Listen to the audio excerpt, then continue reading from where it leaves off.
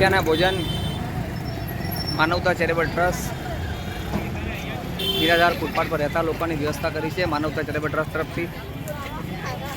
દરરોજ સાંજે નિરાધાર ફૂટપાથ પર રહેતા લોકોની વ્યવસ્થા કરી છે માનવતા ચેરિટેબલ ટ્રસ્ટ તરફથી. 2 વર્ષ પૂર્ણ કરીને 3જા વર્ષમાં રનિંગ છે ને આપ સૌના પ્રેમથી આપ સૌના આશીર્વાદથી જ જમવાનું ચાલે છે. તો 2 વર્ષ સફળતાપૂર્વક પૂરા કરીને 3જા વર્ષમાં રનિંગ છે આપણે ને આપ સૌ અમને સપોર્ટ કરો છો. આપ સૌના પ્રેમથી જ જમવાનું ચાલે છે. તો આશા રાખીશું આપ અમને આપની યથાશક્તિ પ્રમાણે આપના પરિવારની પૂર્ણતિથિ આપની બર્થડે અમને એક દિવસ સપોર્ટ કરશો તેવી આશા રાખીશું. તો માનવતા charitable trust Anand railway station પર ભૂખ્યાના ભોજન.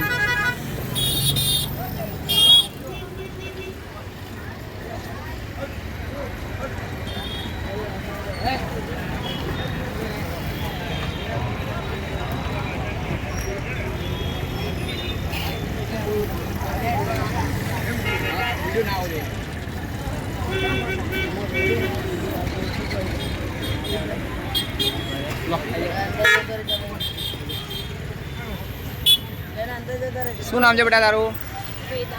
વેદા. આજે જમવાનું ક્યાં વહેંચી રહી છો? મારા મમ્મીના નિમિત્તનું વહેંચવાનું છે. 13મું છે આજે. 13મું છે ને એના પાછળ હું આ બધાને જમાડી રહી છું. ગરીબોને જમાડી રહ્યા છે ને.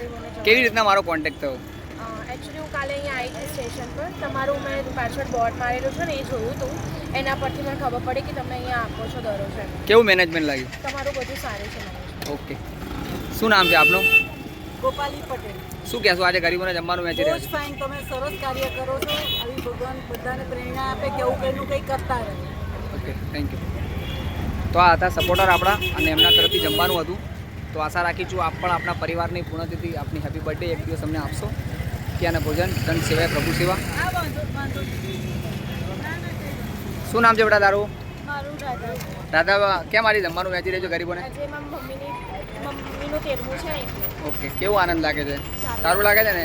મમ્મીને આત્માને શાંતિ આપે. હા. ઓકે.